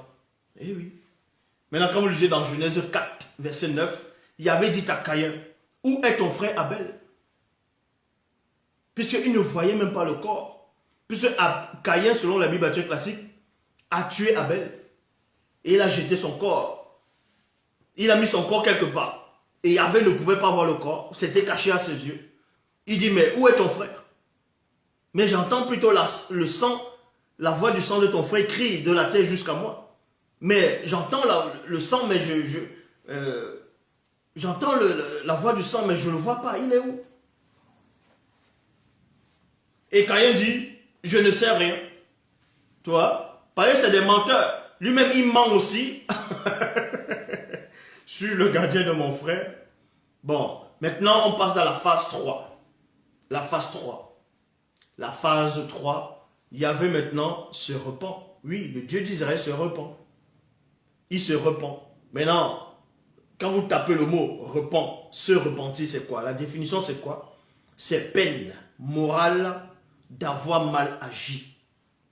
Regret d'avoir commis une faute, un péché que l'on désire expier. C'est ça se repentir. Bon, il se repent où? Dans Exode chapitre 32 au verset 14. Traduction Pirette Clama Lénard. Il est dit, alors Yahweh se repentit du mal qu'il avait dit vouloir faire à son peuple. Qu'est-ce qui s'est passé ici? Dans Exode 32, 31 à 32. Donc je répète, dans Exode 32, 31 à 32, Moïse dit là à Dieu, pardonne le péché des enfants d'Israël, sinon efface-moi de ton livre que tu as écrit. Parce qu'à un moment, il avait dit à Moïse, retire-toi, je veux consumer, je veux brûler, parce qu'il aime brûler. Vous voyez? C'est pour ça qu'il y a des guerres comme ça là. On va les guerres, on massacre les gens, parce que ce sont c'est les mêmes démons qui sont là-bas. Là. C'est les mêmes démons. Les Arès, les démons qu'on va trouver aussi dans la mythologie nordique. Donc les Vikings, Thor, Odin, Loki, ainsi de suite. Parce qu'on vous dit que les Vikings, ils aimaient tellement le sang, il fallait qu'ils meurent dans la bataille pour aller dans le Valhalla. Le Valhalla, c'est, on va dire, c'est le paradis des guerriers. Là-bas, ils vont boire l'hydrogène. L'hydromel plutôt, pas l'hydrogène. L'hydromel. Avec Thor. Donc, il y avait ce repent. À un moment donné, on dit à Moïse de faire sortir le peuple d'Israël. De faire sortir le peuple d'Israël de l'Égypte. Moïse fait sortir le peuple. Dieu lui dit, va dans le lieu où je t'ai envoyé là-bas, dans le Canaan, le pays qui coule le lait, le miel. En cours de route, on vous dit, les Israélites ont murmuré, ils ont fait n'importe quoi, ainsi de suite. Et Dieu s'est énervé. Vous voyez, parce qu'il n'arrivait pas à voir la suite. Il dit, bon, allez, bon, retire-toi, je veux consumer ce peuple-là comme un seul homme, je veux les brûler. Et on vous dit que Moïse a conseillé Dieu. Moïse a réussi à convaincre Dieu.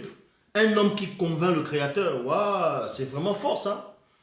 Quand vous lisez, on vous dit que Moïse dit à Dieu, non, ne fais pas ça. Qu'est-ce que les autres peuples vont penser?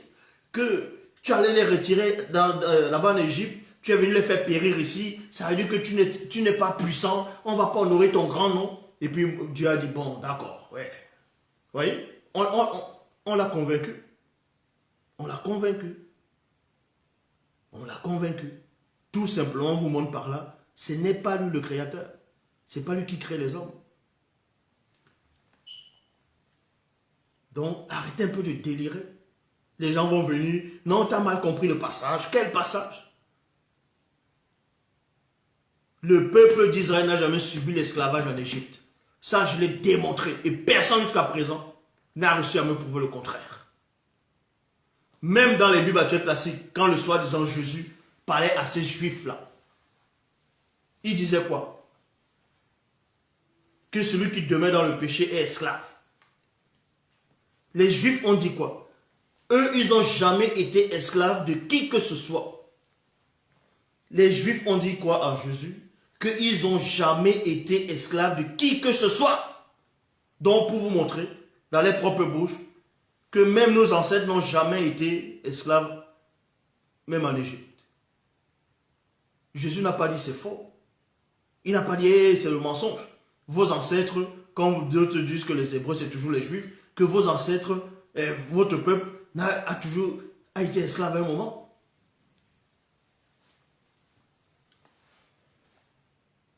Donc, Yahvé voulait tuer le peuple d'Israël et un homme a réussi à le convaincre.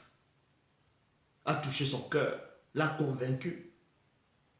Et quand il a convaincu, et quand cet homme, qu'on va appeler Moïse, a convaincu Dieu, le Dieu d'Israël, ce Dieu-là a pris conscience plutôt de l'erreur qu'il allait faire. Et c'est pour ça qu'on dit ici dans Exode 32, verset 14, traduction Pirette Clama Lénard, alors Yahweh se repentit du mal qu'il avait dit vouloir faire à son peuple. Traduction Abbé Crampon, et Jéhovah se repentit du mal qu'il avait parlé de faire à son peuple. Il s'est repenti de ce mal-là, parce que Moïse a réussi à le convaincre. Moïse a réussi à le convaincre. Parce que les conseillers qui étaient là ne l'ont pas convaincu. Dans 2 Samuel, chapitre 24, au verset 16, l'ange, voilà comment ce Dieu, il envoie maintenant encore, il oublie ce qu'il avait fait avec Moïse là-bas. Là. Il revient encore vouloir exterminer son peuple. Vous voyez? Selon les Bibles actuelles classiques, dans 2 Samuel chapitre 24 au verset 16, il envoie un de ses lieutenants, c'est-à-dire un de ses conseillers, un de ses semblables, un autre Dieu, exterminateur, c'est un Dieu exterminateur, parce que chacun a son rôle là-bas, d'exterminer son peuple. Et voici ce qui se passe dans 2 Samuel 24 verset 16. L'ange tenait la main, non, l'ange tendait la main contre Israël, non, contre Jérusalem, pour y s'aimer la dévastation. Lorsque l'Éternel éprouva des regrets. Ouais. Lorsque l'Éternel éprouva des regrets face à ce malheur, il dit à l'ange chargé de détruire le peuple, cela suffit, remets maintenant, retire maintenant ta main. Donc on vous dit c'est là que Dieu éprouve des regrets. Le fait d'éprouver des regrets, ça veut dire que tu ne vois pas le futur. Le fait d'éprouver les regrets, ça veut dire que tu ne maîtrises pas le couloir du temps, le continuum espace-temps. Tu ne maîtrises pas les réalités temporelles. Tu ne maîtrises même pas... tu ne maîtrises rien. Quand tu éprouves des regrets, ça veut dire qu'à un moment, toi-même tu es limité dans le temps et l'espace. C'est comme si tu fais quelque chose aujourd'hui, 5 minutes après, tu éprouves des regrets. Tu vas éprouver des regrets parce qu'il y a quelque chose qui se produit, que tes yeux ont vu. Que tes yeux ont vu et que tu as ressenti la douleur que tu as infligée les gens, ou bien l'erreur que tu as commise, ou bien que tu as commis, et tu éprouves des regrets. C'est-à-dire qu'avant, tu ne savais pas ce que ça faisait, que ces créatures ressentent là. Donc vous voyez, voilà le Dieu que ils vont aller dans les églises, crier chaque jour, oh, et ils vont crier, ils vont faire des DVD, ils vont danser, ils vont dire, oh, ils sont sauvés. Vous êtes sauvés dans quoi? Des misérables. Donc,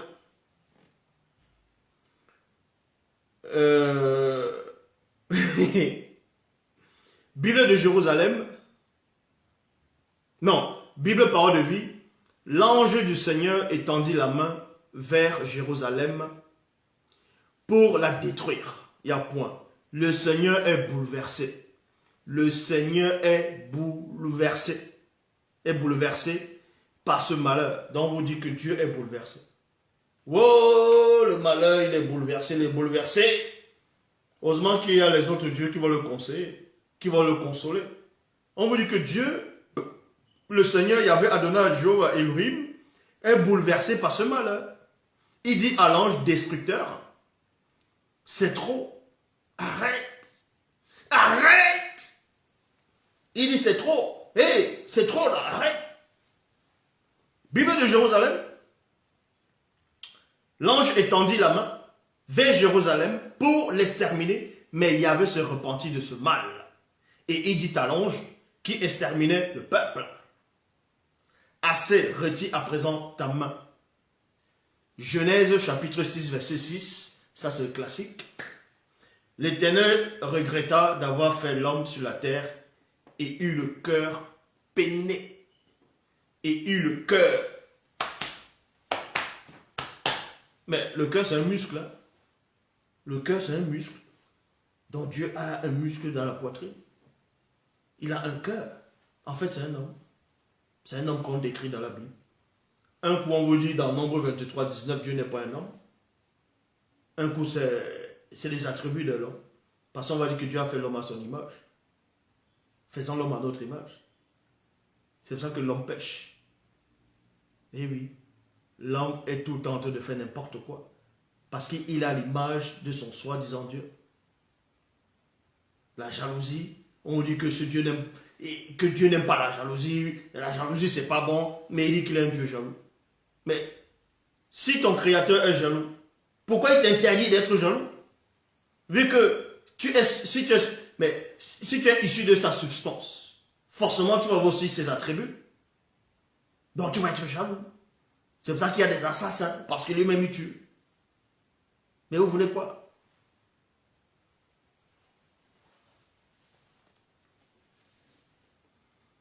Il ne contrôle pas les émotions.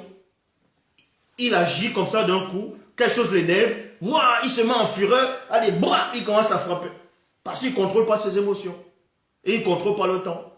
Il ne contrôle pas l'espace. Il ne voit pas le temps, le futur. Un coup, il envoie Moïse en Égypte, et en coup de route, il va encore tuer Moïse. Non mais attends. Il va en Égypte libérer mon peuple, et en coup de route, parce que Moïse, par sa femme, n'a pas fait la circoncision de son fils, on dit que l'Éternel attaqua Moïse pour le faire mourir. Tu envoies quelqu'un en coup de route, tu vas encore le tuer. Mais ça dit que tu oublies. Soit tu oublies, soit, je sais pas, t'aimes trop le sang, ou c'est bizarre. Quelque chose le saisit, allez, L'Éternel regretta d'avoir fait l'homme sur la terre, et il eut le cœur peiné. Bible des peuples, Yahvé se repentit d'avoir fait l'homme sur la terre et il fut tout triste. Waouh! Oh là là, il était tout triste. Oh là là, il était tout triste. Et pourtant, dans ce qu'ils appellent le Nouveau Testament, il est dit, soyez tout le temps joyeux. En fait, on vous montre que le Dieu d'Israël, le Dieu des faux juifs, donne des commandements aux gens que lui-même il ne respecte pas. En gros, c'est ça. En même temps, ils vont dire, il fait ce qu'il veut. En gros, c'est comme si tu dis à ton enfant, tu entends te lever ton enfant, tu entends d'initier ton enfant, tu dis, hey, ne dis pas des gros mots. Mais toi, le papa ou la maman, tu es le champion ou la championne, a dit des gros mots devant l'enfant. Mais tu veux que l'enfant, il fasse quoi? Mais papa, maman, tu dis de ne pas dire des gros mots, mais mes oreilles entendent ça. Quand les oreilles entendent ça, envie de ressortir ça de la bouche.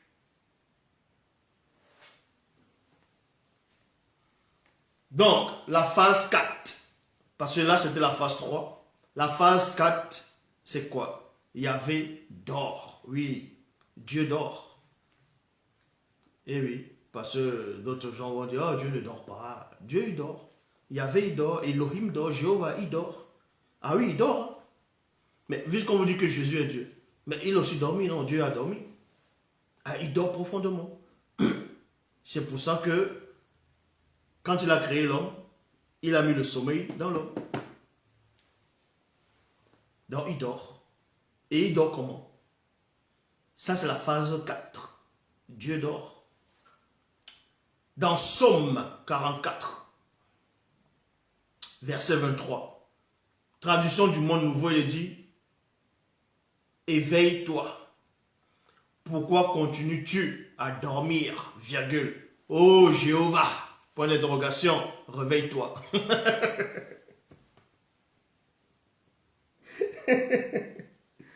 Donc, je répète, phase 4, Jéhovah dort. Yahvé dort. Psaume 44, verset 3. Verset 23. Psaume 44, verset 23, traduction du Monde Nouveau. Éveille-toi. Pourquoi continues-tu à dormir? Ô Jéhovah, réveille-toi. Bible, parole de vie. Là, on trouve ça dans Psaume 44, verset 24. Il est dit: réveille-toi. Pourquoi dors-tu, Seigneur? C'est pour ça que dans l'une des versions abominables du livre d'Enoch, on veut dire que Dieu est en train de dormir. Il était sur un grand lit. Et on voyait les chérubins, les séraphins, les phénix. Ils sont là, ils sont en train de lui chanter une berceuse. Et oui, il chantait sur son chevet de lit pour qu'il se réveille. Tu vois, voilà, c'est le même Dieu. Il dort. Mais c'est normal que l'homme, il dort aussi, non? Traduction, Bible du rabbinat français Arnold Kahn, il est dit: réveille-toi donc. Pourquoi demeures-tu endormi, Seigneur? Point d'interrogation. Sors de ton sommeil. Sors de ton sommeil. Voilà. Il dort. Il dort. Mais s'il dort, c'est pour ça que le monde est comme ça. Vous ne comprenez pas que vous devez vous débrouiller dans le monde? Donc, ces gens-là qui vont prier, un coup, il y a une bombe ceci, il y a une bombe par-ci, on égorge par là, d'autres violent par là-bas. Ils vont toujours dire: oh Dieu, sauve-nous. Dieu, quel Dieu va vous sauver? Votre Dieu, il dort. Ah, il dort. Il dort comme les balles. Hein? Il est où? Quand on vous dit c'est l'Oba unique qu'il faut prier, vous allez voir que tout va changer. Donc, la phase 5. La phase 5. Maintenant, on va aller dans la phase 5. Yahvé oublie et il ment. Il oublie et il ment. C'est ça la phase 5. Dans Exode 33, verset 20. Dans Exode 33, verset 20. Vous allez comprendre que ce Dieu-là, d'Israël, qu'on est venu présenter en Afrique, et beaucoup de gens acceptent ça parce qu'ils n'ont pas de connaissances, ils n'arrivent pas à réfléchir. Ils vont dire: j'ai le bac plus 6, j'ai le bac plus 20, plus 10, j'ai le doctorat, j'ai la licence, je suis un ingénieur. Oh, j'ai tes diplômes. Mais vous allez voir le dimanche, il pose ses deux genoux devant une statuette, devant un faux Dieu qui n'existe pas. Il se met à prier. Un mongol. Donc, la phase 5, Yahvé oublie et il ment. On voit cela dans Exode 33, verset 20. Il est dit: l'Éternel dit. Parce que ce Moïse, Moïse dit qu'il veut voir la face de Dieu. Il veut voir sa gloire dans sa face. Il veut le voir. Il dit qu'il veut voir Dieu. Dans Exode 33, verset 20. Il est dit, l'Éternel dit: tu ne pourras pas voir ma face, virgule, car l'homme ne peut me voir et vivre. Point. Donc, l'homme ne peut me voir et vivre. Il avait dit à Moïse, ici, dans l'Éternel dit à Moïse: ah, ben, je t'aime bien, mon coco, mais aucun homme ne peut me voir et vivre. Ben, si tu me vois, tu meurs. Aucun homme ne peut me voir et vivre. Voilà ce qu'il a dit à Moïse dans Exode 33, verset 20. Et dans la traduction Abbé Crampon, il est dit: Jéhovah dit encore: tu ne pourras voir ma face, virgule, car l'homme ne peut me voir et vivre.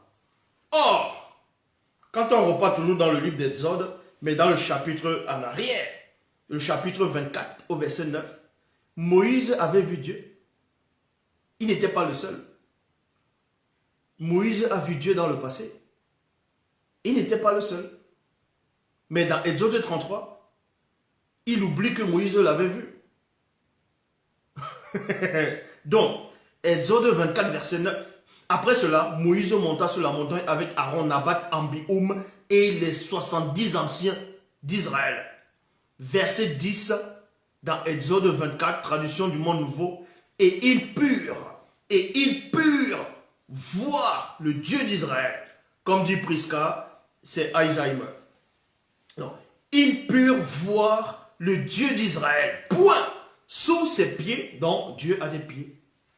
C'est normal, il a fait l'homme à son image, donc vous devez avoir des pieds. Sous ses pieds, il y avait comme un ouvrage en dalle de saphir et comme des cieux même en pureté. Donc, voilà dans Exode chapitre 24 au verset 10.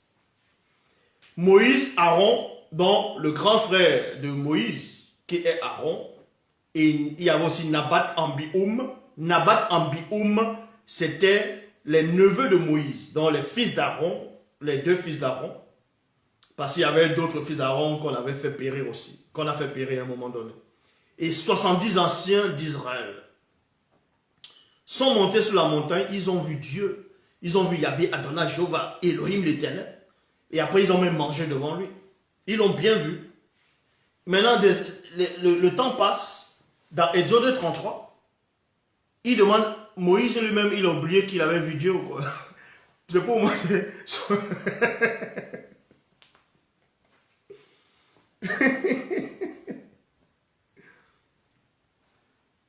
Soit il y a deux explications ici. Soit ce Dieu-là, il oublie.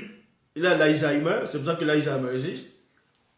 Soit Moïse a vu un autre Dieu, donc un frère de Dieu, sur cette montagne, et maintenant il veut voir l'autre Dieu. C'est là que l'autre Dieu dit, ah non, non, non, non, aucun homme ne peut me voir. Vous avez peut-être vu mon frère qui est l'autre jour là-bas, là, mais moi, vous n'allez pas me voir. Donc, vous voyez, il vient écrire des excréments comme ça, pour que les gens acceptent ça. Non, mais soyez intelligents, réfléchissez. Réfléchissez.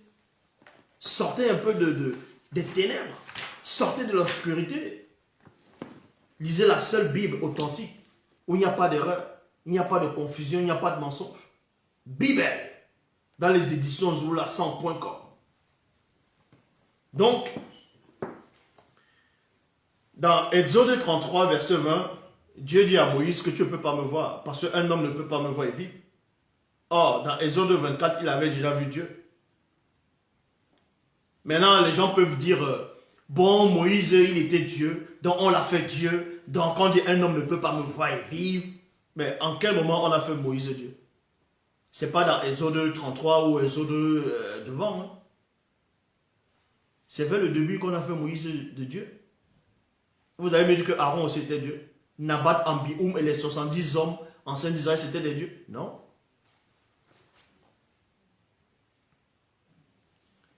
Et vous allez maintenant, il y a maintenant ce qu'on appelle la couche. Donc tu rajoutes une couche. Jésus maintenant, dont vous dites qu'il est le sauveur, il est Dieu, lui-même il va venir, selon les Bibles classiques sur terre, et lui-même il va mentir. Et ce Jésus-là même, il ment. Il dit quoi? Jésus dit dans Jean chapitre 6 au verset 46 que personne n'a jamais vu le Père, sauf celui qui est venu auprès de Dieu. Donc vous voyez, mais pourquoi il ne finit pas en disant personne n'a jamais vu le Père, sauf celui qui est venu auprès du Père? Pourquoi il dit personne n'a jamais vu le Père, sauf celui qui vient auprès de Dieu? Donc, il y a le Père, qui est le Père de Dieu. Et aussi Dieu qui est son Père à lui, Jésus. Donc, mais bon, personne n'a jamais vu le Père, sauf celui qui est venu de Dieu. Lui, virgule, il a vu le Père. Donc, il dit ici là que personne, aucun homme n'a jamais vu Dieu, excepté lui. Et que c'est lui qui a fait connaître Dieu à l'humanité. Mais voyons, il a oublié que Moïse avait vu Dieu. Donc voilà comment il ment. Il dit que personne n'a jamais vu Dieu. Personne n'a jamais vu le Père. Moïse a vu Dieu. Moïse a vu ce Père-là. Donc il veut contredire Moïse. Il veut contredire Yekouba, Jacob. Jacob aussi a vu Dieu. Ésaïe 6, dans Ésaïe 6, a vu l'Éternel assis sur son trône et les pans de sa robe remplissaient le temple. Donc Jésus vient, il ment, il dit que personne n'a jamais vu Dieu. Et son disciple, dont on va dire que Jean, lui aussi vient mentir. Dans 1 Jean 4,12. Nul homme n'a jamais vu Dieu. Ben voyons, nul homme n'a jamais vu Dieu. Mais Moïse a vu Dieu dans Exode 24, au verset 10. Aaron, Nabat, Ambioum et 70 anciens d'Israël ont vu Dieu. Ésaïe, dans Ésaïe 6, Ésaïe a vu Dieu. Jacob a vu Dieu. Adam lui-même a vu Dieu. Selon les Bibles actuelles, classiques.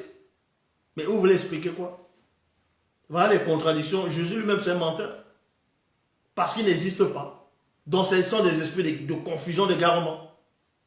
Dans Jean 3,13, il est dit, personne n'est monté au ciel. Si ce n'est celui qui est descendu du ciel, le Fils de Dieu, non, le Fils de l'homme qui est dans le ciel. Mais ça ne tient pas. Élie est monté au ciel, c'est écrit. Enoch est monté au ciel, c'est écrit.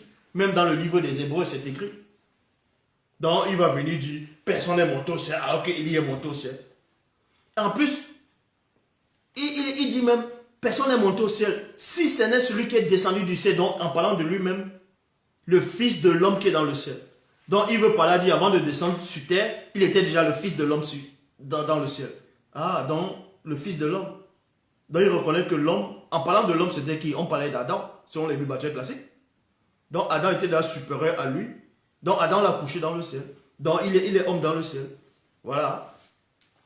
Voilà. Voilà.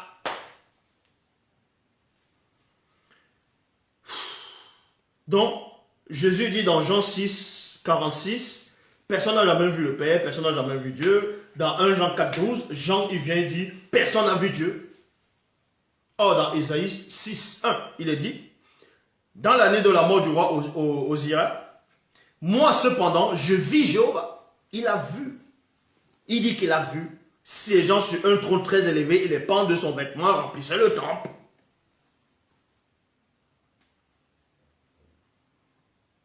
Remplissait le temple.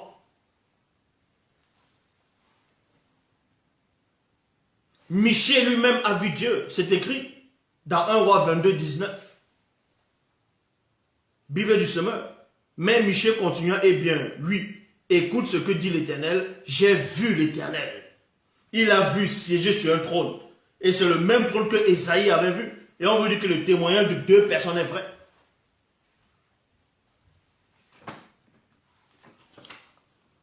C'est tout. Donc, vous voyez que les gens sont tout simplement victimes de la confusion. Quand vous lisez dans Genèse, chapitre 2, verset 17, il est dit quoi? Genèse 2, 17, dans la traduction David Martin. Mais quant à l'arbre de la science du bien et du mal, tu n'en mangeras point.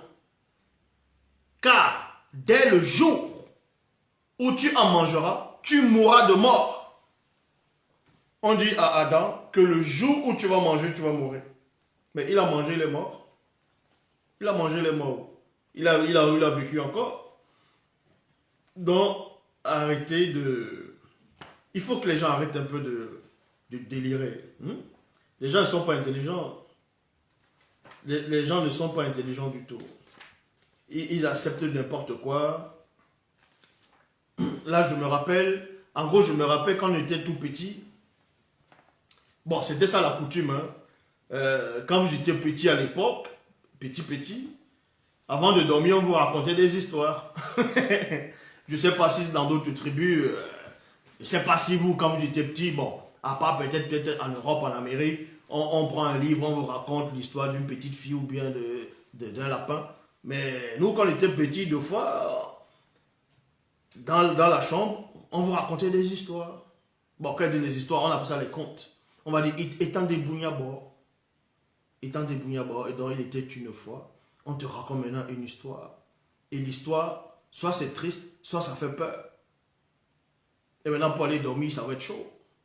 Donc, quand quelqu'un finit de raconter, l'autre raconte. C'était comme ça. Donc, la Bible actuelle, tous les livres religieux, à part Bible, déjà Bible n'est pas un livre religieux, c'est spirituel. Tous les autres, c'est du n'importe quoi. Tous les autres, c'est du n'importe quoi.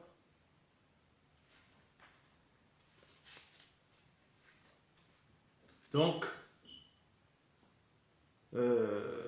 vous comprenez par là que tout ce que les gens vivent, c'est la confusion. Donc, par rapport à 1 Roi 22, on va lire la vraie version de 1 Roi 22 dans Bible. Dans Bible. Dans la vraie version, dans Bible, la vraie histoire. Et on va s'arrêter là.